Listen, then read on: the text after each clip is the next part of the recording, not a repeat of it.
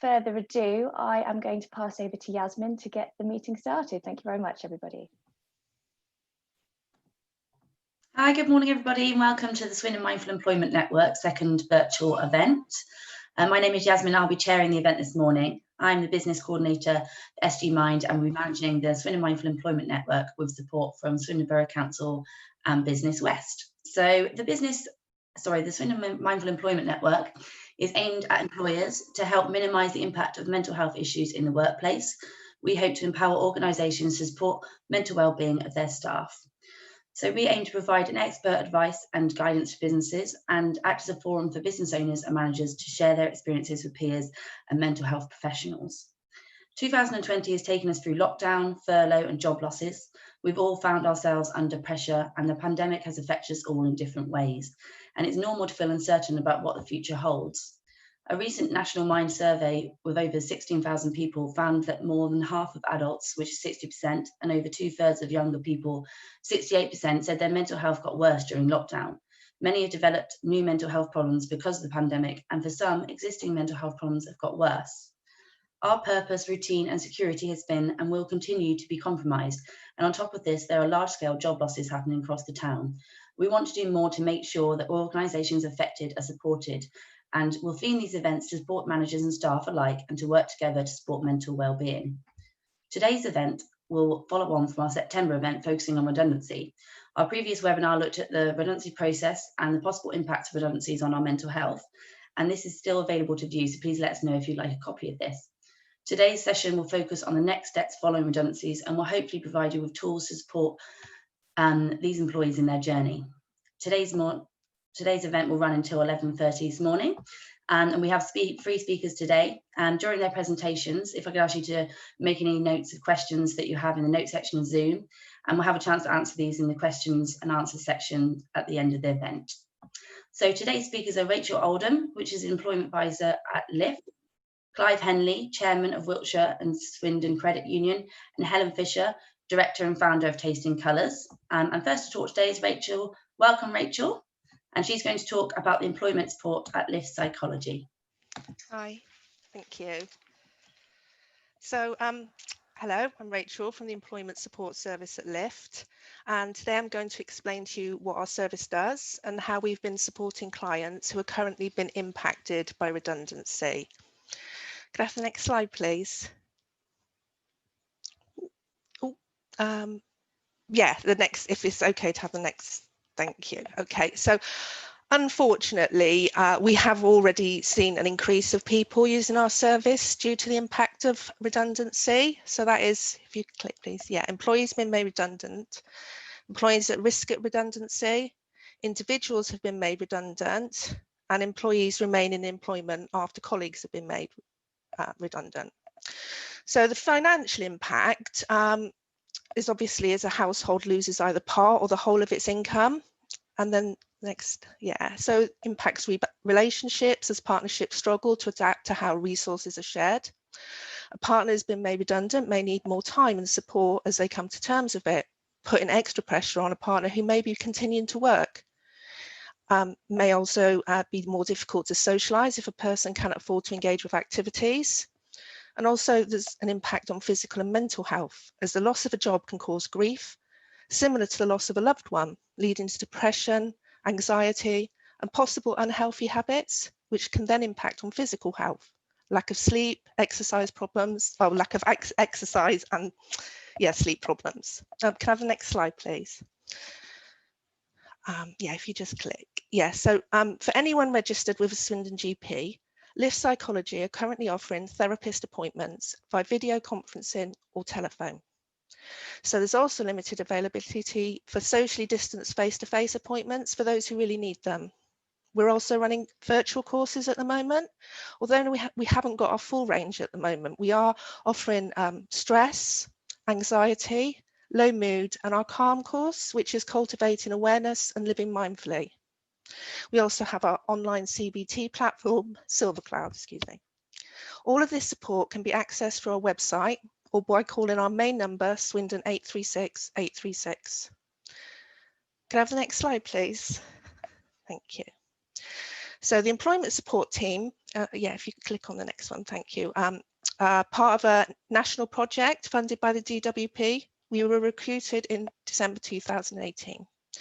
It has been found that purposeful occupation is good for mental health. So supporting people into and to remain in the right roles has a positive impact on overall well-being. Our service has 4 employment advisors and 1 senior employment advisor, although at the moment we have 3 employment advisors and 1 senior employment advisor. So we're co-located with the LIFT therapists, and working together in this way fosters really good collaborative working relationships. Our service went live on March the 1st, 2019. So this is our referral data. The next click, if that's okay. Yeah, so to date we've had 857 people that we've seen. 337 of those are employed and attending work, 258 are employed but off sick, and 262 are unemployed. So yeah, if you click, you can see the range of services we provide, and if you click again, you'll see all the third-party people that we connect with, and then another click if that's okay. Thank you. So the Employment Support Service helps people to remain in, retain or regain employment.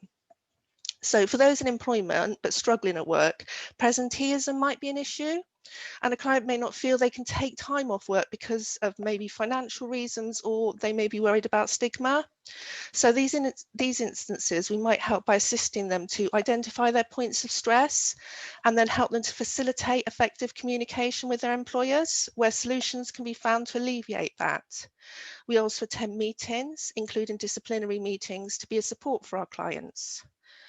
For our clients who are currently on sick leave, we may assist by carrying out return to work planning, and that might include a phased return, the implementation of reasonable adjustments, as well as linking the employee with a mental health champion at work to monitor their well-being. And so for those who are looking to regain employment, we support with benefit advice. We consider their skills, experience, qualifications and interests to help identify appropriate roles and opportunities. We also help them with their CVs, their job applications, interview practice, and disclosure of mental health conditions. We may also signpost to further support in the community, for instance, charities that address barriers to employment, community learning, training, as well as volunteer opportunities. Okay, so it's all right to have the next slide, please. So, yeah, I mean, more recently, there has been an increase of clients being referred to us because of redundancy. So for those who have been made redundant, we would assist in the same way we would with anybody looking for work, identifying roles, support with CVs, applications and interviews. And currently this might involve different ways of working. There's actually an increase of remote working roles available at this time, which could potentially increase a client's work catchment area. We might also signpost to updating of their skills to make their application stand out from others. So this could be CPD through their own professional body, but there's also currently many more free online courses available. So the Open University, the Department of Work and Pensions and local colleges all provide these. Obviously, redundancies need to follow a correct procedure, but if this has not happened, we may signpost to ACAS or Citizens Advice so that the client can resolve that. For those at risk of redundancy, we may provide a listening ear as the environment becomes competitive, helping clients to accept and adapt to the process of change that everybody's facing at this time. We'd also work closely with our therapists to help them address and deal with the anxiety that uncertainty causes. We also encourage those we support to keep in regular contact with their colleagues, especially if they're working from home, and make use of huddles and other online meetings so that they can stay aware of what's happening in the workplace. For those who have been made redundant, we'll support them to find alternative work while managing expectations around the current climate. We've been hearing of high numbers of applicants for roles, candidates not been offered interviews for jobs they're more than qualified for, but normalising the current job situation and helping those we support to see that this is something that many are currently dealing with helps them to retain confidence in their experience and abilities. Also, keeping routine and schedule is important for those used to having the structure of working week. So it's important to encourage them to keep job searching to working hours and to take holidays just like they would for any other role. And redundancy may actually even offer the opportunity for a change of career for those who have been considering that anyway. So a financial payout could fund retraining or gaining of qualifications for that. And accessing volunteering whilst job searching could provide a sense of purpose. We also support with claiming benefits and signposting to debt advisors or citizens advice for further financial support where necessary. I mean, in terms of colleagues that have been made redundant, we're sort of seeing more in that process at the moment. It's not actually happened yet, but it looks like what might happen is that the people that are left after redundancies could be faced with sort of increased workload due to reduced staff and subsequent increased stress. So we could support with managing that through stress reduction practices such as self-care, mindfulness, as well as assisting them in setting boundaries around what they can and can't do, and supporting communication of work-related stress to employees. Can I have the next slide, please? So this is some of the positive feedback that we have received from our clients who've used our service.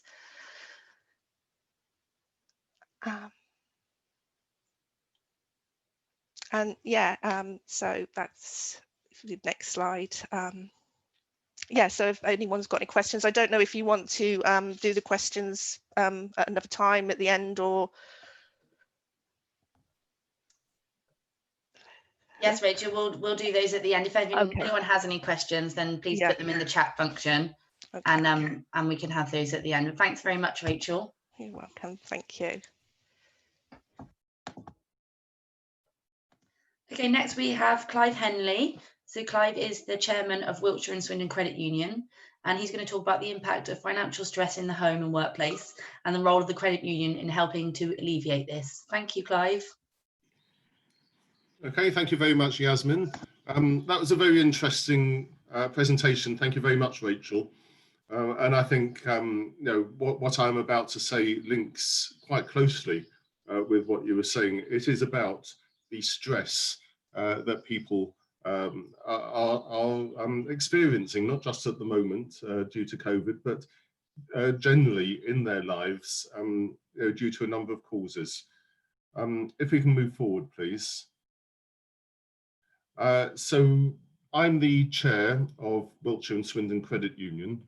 We're an organisation that's been in existence in a number of guises over the years.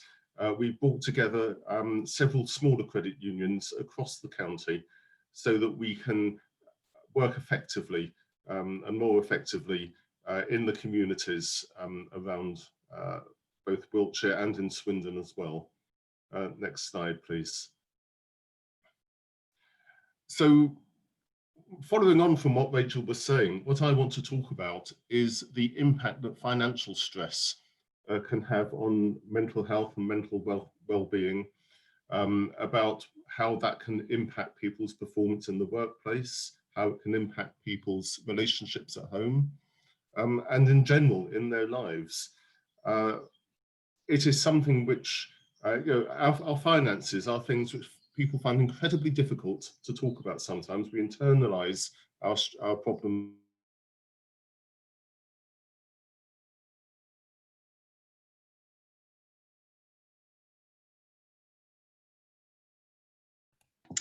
I think I was lost for a while. Am I back?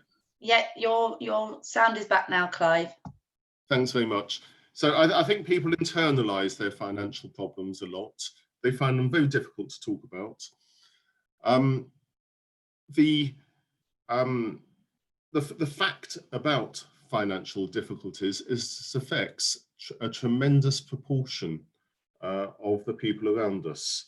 And I would encourage you to believe that there will be people in your workplace, maybe people in your family as well, who are having financial difficulties at the moment, but they just don't talk about them. And you maybe not understand that they are facing these difficulties.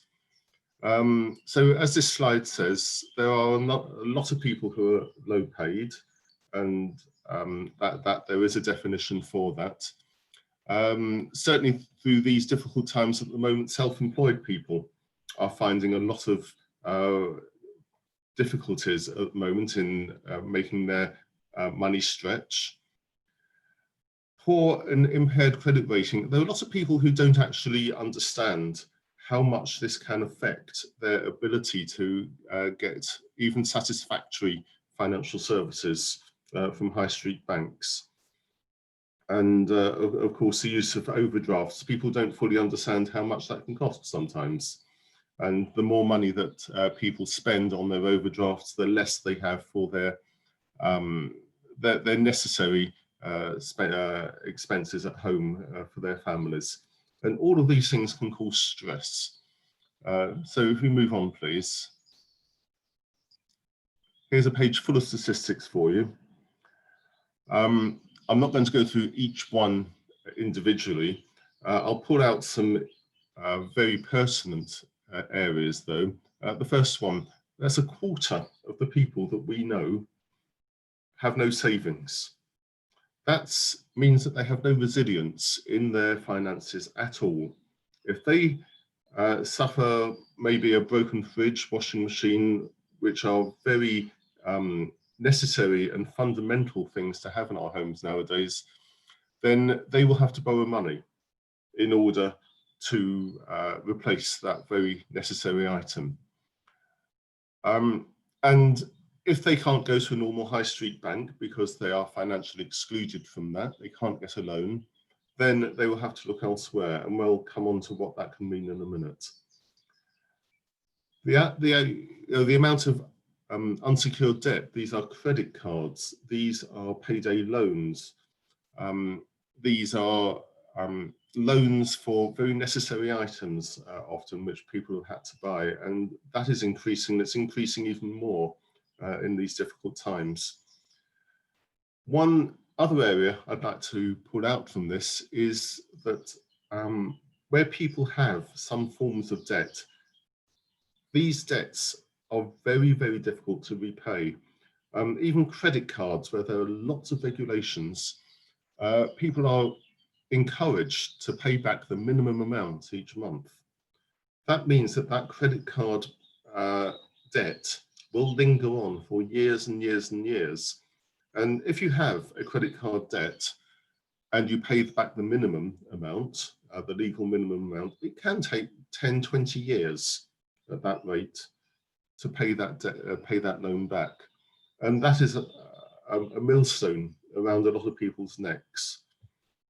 So that is, and a lot of the reason why people struggle to make ends meet is because they are paying maybe 20 or 30% of their regular income in debt repayment. Move on, please. So if people need to borrow money in an emergency to replace their fridge or their washing machine or whatever, repair their car so that they can get to work, they are tempted to, they want the money quickly, and they are tempted to go to payday lenders, high interest lenders, and they charge extortionate interest rates. And if you look at some of the examples here, you know, that second one, £300 over 3 months, and you pay back nearly £460.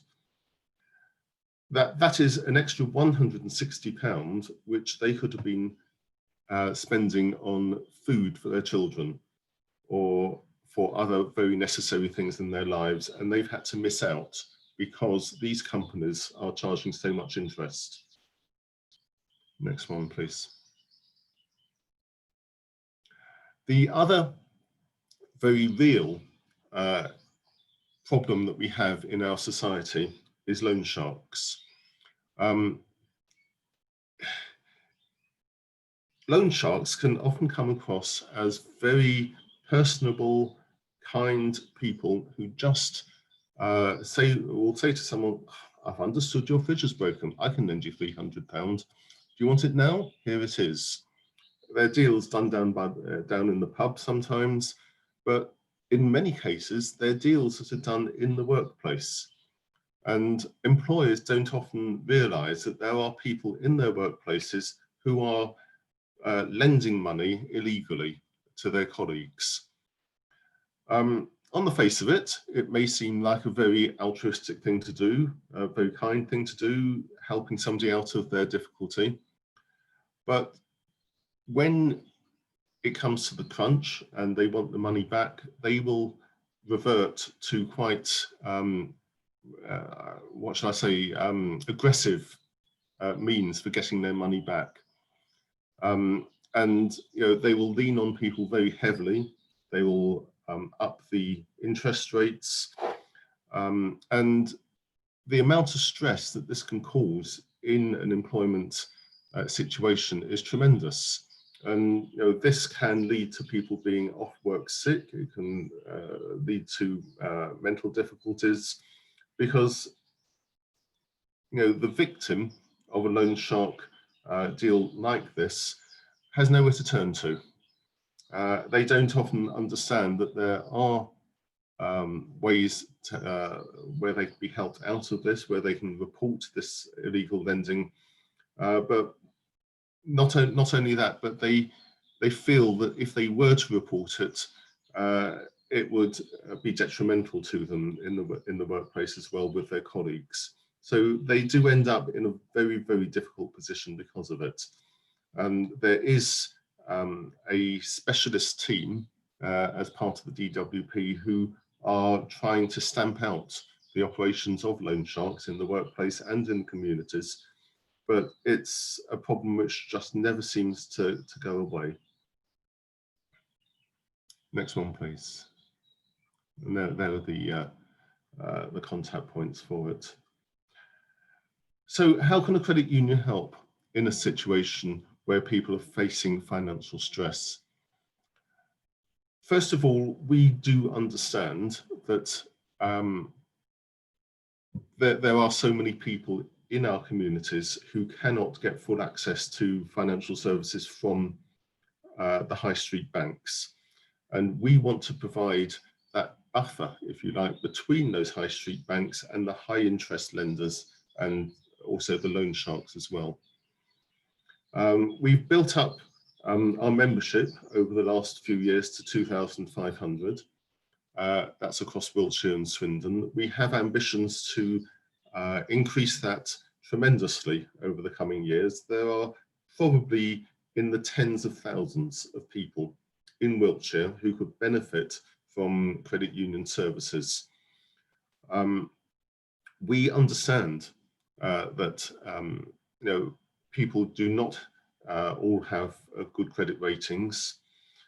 We understand that the problems of stress cause more impact on people's work, impact on their engagement levels, impact on their relationships with colleagues, and ultimately impact on their performance at work.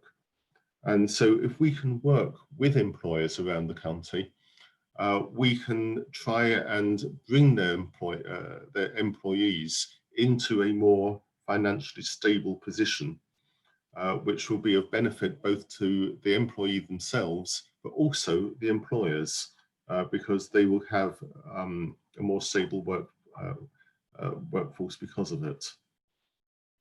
Next one, please. The service that we offer to employers is free. We're not asking you to pay for it at all. It's a simple link between your payroll and our office, in as much as deductions are taken from employees' pay at source and are put into a credit union savings account. That way they can build up some resilience in their finances. They join the credit union as individuals. They're in control of how much they save on a monthly basis, and it gives them access to our low-cost loans. And the way we assess loans is much fairer than a high street bank would be. We understand the difficulties and the credit ratings that a lot of people have, and we look at people as individuals, and we look at their ability to pay rather than the difficulties they've had in the past. And by saving on a regular basis through a credit union, it encourages people to plan their finances in a better way, so that when the little difficulties in life do occur, as they always do, and we know they do have some resilience in their in their finances. So we can then, if they need to borrow money, they can come to us as their first point of contact, rather than someone who's going to charge them the earth for it. Next one, please.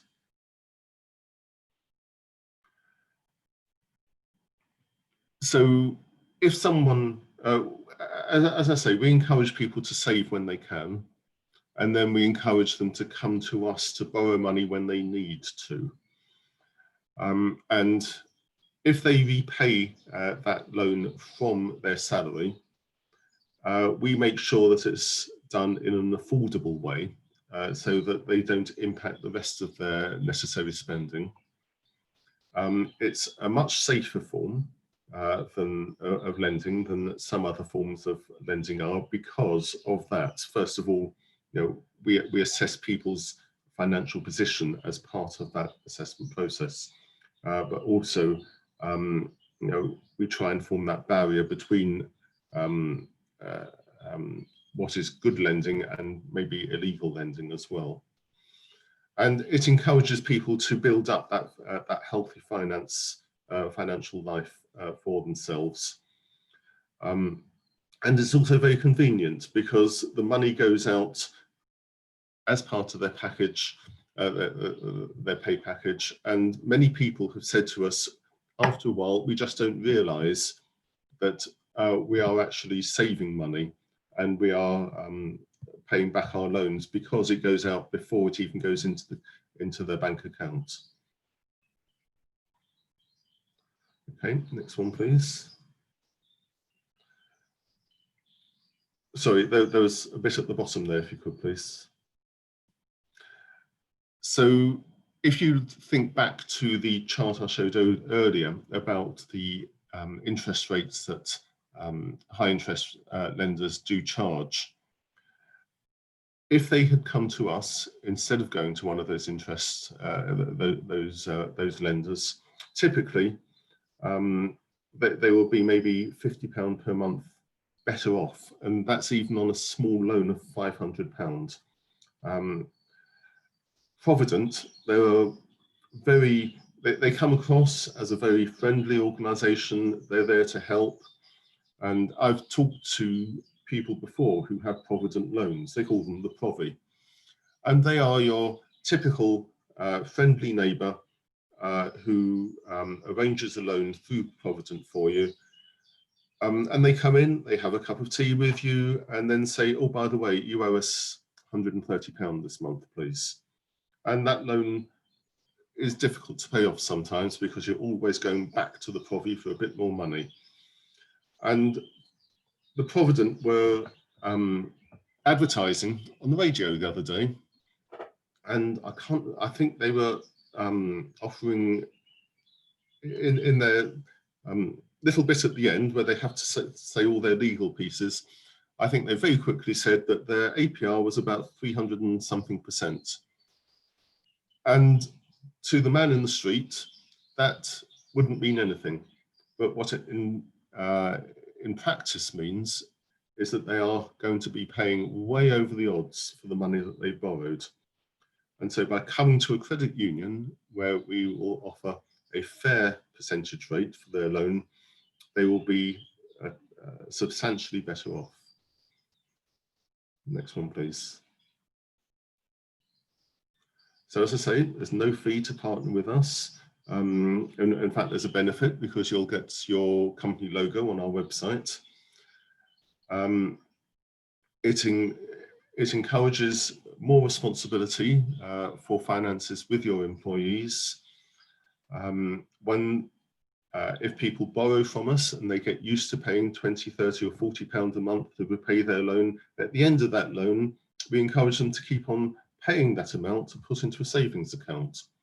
so that when they next come into encounter difficulties, they do have some resilience. And it has been shown that by following this model, it does improve productivity, it reduces stress, it increases retention, and improves morale generally.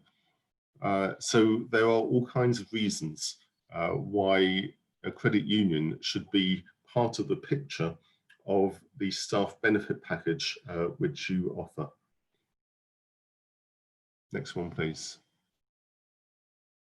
And there we are. It's a benefit to your organisation, not just to your employees. Yeah. How do we implement it? Very straightforward. We sit down, we talk about how it's going to work. It's a link between your payroll department and the WASCU office. We talk through the process with you, which is a very straightforward process of receiving and reconciling the payroll deductions. And then we talk about how we're going to promote this on our website, through social media, through your own websites. And as I say, you will have your own company link on our page so that your employees realise that this is part of the package, or part of, there is this partnership between us and yourselves. Next, please. There we are. Quite happy to answer questions now, or you'll find us through our website and contact either myself or indeed Nick Gallop, who's also on this call today.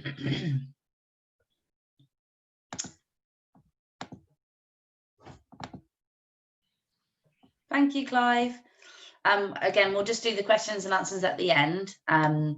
So next we have Helen Fisher, who's the director and founder of Tasting Colours, and she's going to talk about employment and wellbeing support. And it's about can thinking differently about yourself enable you to adapt and flourish. Welcome, Helen. Thank you. Hi, everybody. And thank you, Rachel, and thank you, Clive. I've learned every time I sit and listen to another speaker, so thank you for certainly expanding my knowledge. But I think what I want to do is first of all sort of link back to Rachel and Clive, because I think what's evident to me there is complications, situations for individuals are really, really complicated, and there's a lot of complications that go with them, and they tend to be internal and external. And I think in terms of Clive, he can support the external to individuals, and I think Rachel's support is fabulously doing both. And just to give us context, we very much sit on the internal side of support for individuals.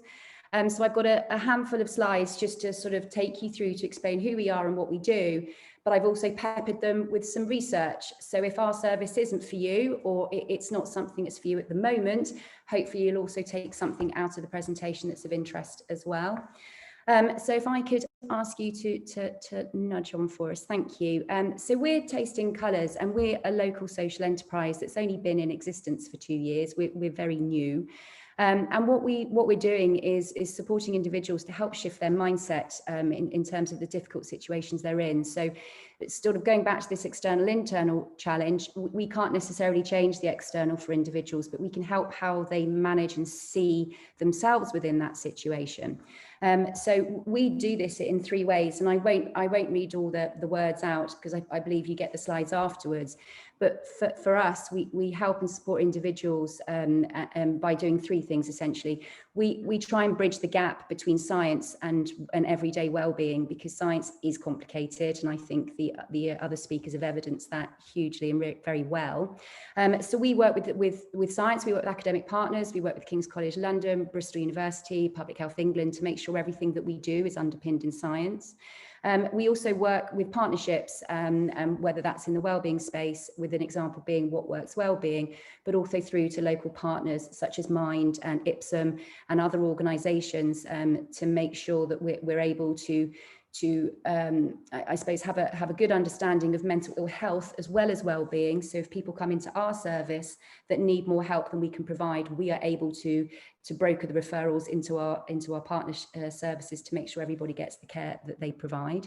And also another thing that's really dear to our hearts is sustainability, that we are all about sustainable change for individuals, that we'd like to and we can evidence actually, and we like to make sure that the change that we make and work with individuals is sustained post our intervention. So next slide would be super, because I think we go straight into the research. So again, I'm going to just evidence a few points here, and some have already been made by the other guys. So forgive me if I'm repeating, but I'll try and give a different view on it. But wellbeing is really, really complicated. I think we've evidenced that, as I keep saying, for individuals. But when we talk about wellbeing, we really simply mean the difference between coping and the difference between thriving. We want to help to support individuals to thrive, but unemployment is a really big and interesting variable in terms of negative impacts on well-being, and it's actually unique to most of the other negative factors on well-being as well. So just sort of again, I won't read all of this out because you can read them yourselves there, but unemployment is damaging to people's well-being regardless of age or gender or education or where they live or their ethnicity. It's a real leveler for all of us. It floors us all, and the reason for that is because it essentially is it attacks your self-confidence and your self-esteem. So nobody's impenetrable to that. This might seem like an obvious statement, but the longer somebody's unemployed, the worse the effect. But what is interesting to me, and hopefully to you, is that unemployment, as I said, is one of the variables that affects well-being. That essentially, if it isn't treated properly, it'll potentially reduce the risk of an individual's well-being going back to pre-levels. So what I mean by that is unemployment, if people go straight to trying to recoup their loss of income and don't manage the emotional impact of unemployment, then it does impair their ability for their well-being to go up post levels. So that's a real unique point there. Gender matters, so men's well-being is more affected than females in this situation, and age matters. Well-being may decline further for young people, particularly during the spell of unemployment if it's longer. And also the effect on others. And I know, Rachel, you touched on this, as did you, Clive, but it affects everybody in the home. And certainly from our perspective, it has an emotional internal impact. So when you are feeling less confident and your self-esteem is low, that will come out in your relationships with other people in the home. And often it's your spouse that is affected by that. So that sort of, again, hopefully sets the scene that unemployment is a really big issue, and that we need to help and support individuals through the emotional side, as well as making sure that their income is replaced. Oh, sorry, look, I'm controlling the slides myself. Sorry, you were able to nudge it on for me. So this is trying to represent what I said there about well-being levels not necessarily returning to their pre-experience of employment levels. It is a horrible graph, but it's just the main thing to look at is the shape of that line. That somebody's well-being will be measured against life satisfaction on a scale. And when unemployment hits, it obviously makes a massive dip for an individual. And now, depending on how that's managed, the other side of the individual through this situation will impact on whether their well-being goes back up to their original levels or not. So the mitigation to this graph, to make sure that the spike does come back up to the original levels, is to support individuals through this process. And I think that the added layer of complexity in all of this is, and again, Rachel, you touched on it earlier with regards to individuals that not necessarily being able to step directly into employment that they previously held or of a similar level. The jobs just aren't there in this situation, this current climate. So individuals are having to innovate themselves. We hear it in a business context all the time, but individuals need to innovate. We need to really take stock of who we are, what's important to us, understand what we're good at, what qualities that we've got, and then look at how we can apply those in a new way to the world around us. And Rachel, look, I'm quoting you all over the place, but you mentioned purposeful employment earlier in a survey that you guys had done.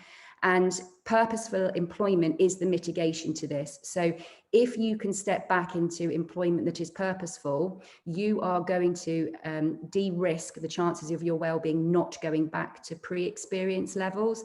Now, purposeful doesn't mean necessarily money at this point. It just means something that makes you feel that your life has a purpose. So again, our program is very much around that, getting people to understand what's important to them in the short term, what they're good at, and also giving them a greater sense of purpose to be able to de-risk this graph, essentially. Sorry, look, I'm doing it again. Yeah, can you move the slides on? I will get there. I'll learn by the end of this. But Tasting Colours, so we are a 6-week wellbeing programme that we've designed, as I said, with our partners, the Public Health England and King's College. So it's evaluated and evidenced, and we've partnered with the Community National Lottery Fund to make free places available to individuals within Swindon who have lost their income as a result of COVID. So these are the sort of 6 things that an individual will have an experience and get as a result of going through our programme. They will receive a personal toolkit to be able to shift their thinking. They will receive weekly activities that challenge their thinking and enable them to get a new sense and bring direction to their life. They will get support from us. They will be surrounded by like-minded peers to keep them motivated through this very challenging time. They'll always be able to make clear decisions and take control at the end of this, because they will become aware of what is important to them, what they're good at, and sort of to group that together, it's around personal resources. And as I said there at the end, it allows them to take positive action and a step forward to this more purposeful place that I've been referring to, with a set of new skills and a way to look at the world. Now, all of that is made up of a 6-week online programme that's made up of interactive activities that individuals do themselves.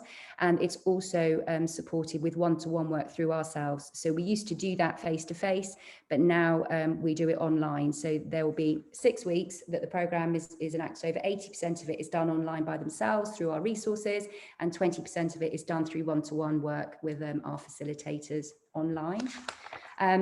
Next slide, please. Look, I'm learning. So zooming right out of the sort of the tactical toolkits that the individuals will get at the result of all of this, and going back to the sustainability element I was referring to earlier, that we will be able to create a positive mindset shift. And again, it's evaluated program that we can evidence that it does this. Then by shifting your mindset, it will enable you to manage everyday stresses better, purely because you will be able to see the world in a different way and your place in it. And they build this so-called resilience. I know, Clive, you talked about that word a lot in your presentation with regards to financial resilience.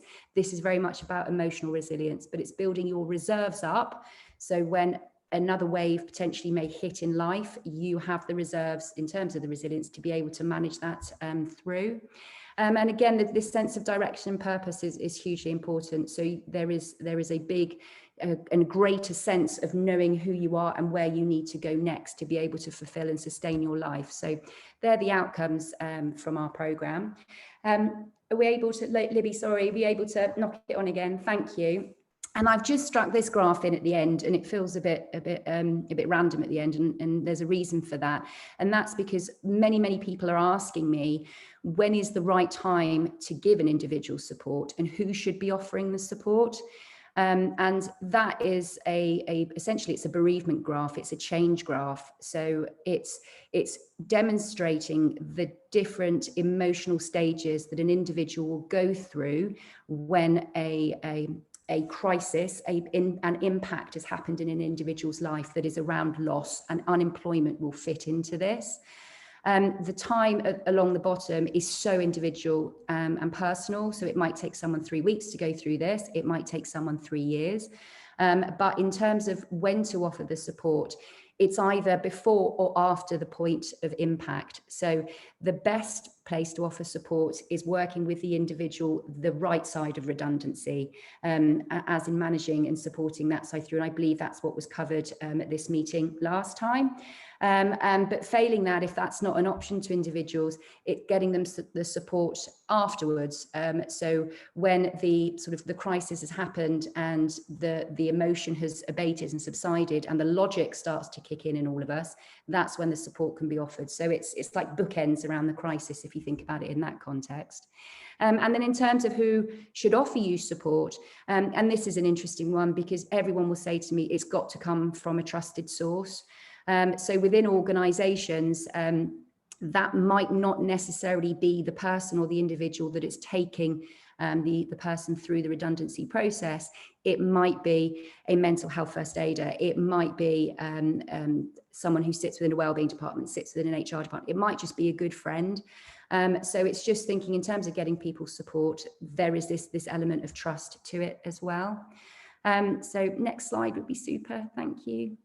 And then this is the last slide, and it's the functional one. It is if any of this is interesting to you as individuals, and you'd like to talk more about it, then you can contact me at my email address there at Helen. But if you'd like to get notification of this service to members of your teams or people who may have left your organisation, then it's a really simple referral process. That you can do it directly. People do refer into our services from the job centre, from the local authority, and from Mind as well, actually. But in terms of you as an employers, you can ask individuals to email us directly on the Taking Part email address there. You can visit our website, or alternatively, at the end of this, there will be a flyer that is sent to you guys, which you'll be able to distribute as well in your own time. I mean, that concludes me in terms of the unemployment side of things, but I did just want to make a bit of a request as well, because as much as there is a big challenge in this space, there's also a challenge left for individuals who are left within organisations. So there's a thriving to this side as well for the individuals that are left. And Rachel, again, look, you know, in your presentation, you talked about people using your service who have stayed in employment, but their colleagues have been made redundant. That it goes to show that this does affect everybody. And then also on a bigger scale, you've got organisations, we're all being told to innovate our way out of this. So the individuals within the organisation will need to thrive as well. So in terms of wellbeing solutions for the individuals that are left, we're getting together with our partners to explode that conversation and ask and understand businesses what they would need in that space. So again, this is going to be on the information pack that comes out afterwards, but I'm looking for organisations and individuals to come and take part in a bit of a roundtable to help us understand how we can get more support to the individuals that are being retained. So I look forward to hearing people's thoughts on that, and hopefully you will be able to take the time to join us to enable us to make the solutions to fit into that space. So I'm going to stop talking now, and I know I'm the last, aren't I? So I think this is the point for questions and answers. But if you also want to email me afterwards as well, I'm more than happy for that. So Yasmin, that's me. Thank you very much, Helen. Thank you, everyone. So does anyone have any questions, or there's a couple of things on the Zoom chat box, but it's just Clive saying that unfortunately he had to leave at 11, but he's got 10 minutes. So if anyone's got any questions for Clive quickly, if you'd like to put it in the chat box, or you can put your hand up on the Zoom function, I believe. Any questions for Clive at all? Obviously you can contact him afterwards if it's something you don't want to do now, or something that you think of later. Okay, and any questions at all from anybody else? Again, we can obviously do this at a later stage. You can always contact the speakers directly. And if you'd like to use their services for support, then hopefully you've got enough information today, and you can refer anyone in that you need to. So it doesn't seem like we're going to have any questions. Fiona, oh, there's one message just come up, sorry. Yeah, Rebecca's put, please can I have a copy of the lift slides, as these will be useful to share with colleagues. Yeah, absolutely. We'll try to get the slides out to everybody, and information on each speaker and the support there you can offer in case you are putting people through the redundancy process, or you need to support, like Helen said, people that have been left in the organisation who might be sort of affected by the trauma of that event. Great, we just got some thank yous from everyone, which is great, which probably lead me on just to say that we will be sending out a feedback form, and it'd be really greatly appreciated if you could fill this out. We really want to make sure that we are providing the right information for you in these difficult times, and would be really great if you could give us that information and help us sort of provide the network with what it needs. So our next event is going to be next year now. We will be sending out some communications about the whole next year's events dates. So hopefully you'll be able to come and invite other people that you know about and grow the network again.